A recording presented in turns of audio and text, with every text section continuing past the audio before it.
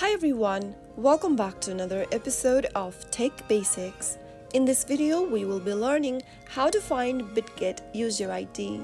To find your Bitget user ID, first of all, open up your Bitget application on your mobile device and make sure that you're logged into your account.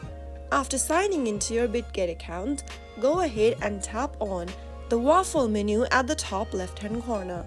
This will open up your profile page, and if you go to the top left corner, your username, your profile picture, and your UID will be displayed on the screen. The numbers that has been displayed right next to UID is your user ID for Bitget.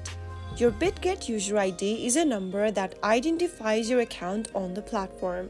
So that's how you find your user ID on Bitget.